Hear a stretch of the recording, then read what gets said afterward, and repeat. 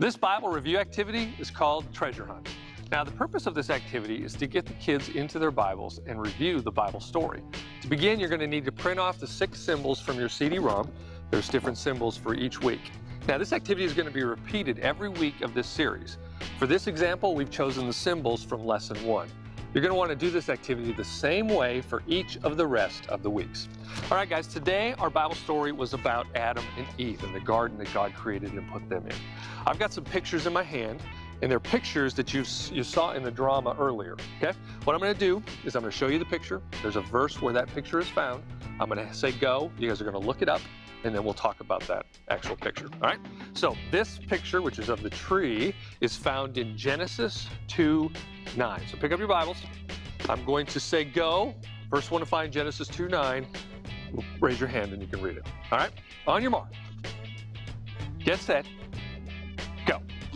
All right, now if you got younger kids that are going to be doing this activity, kids that can't read, don't worry about having them look up the verse, but it's important for you to get their Bibles open.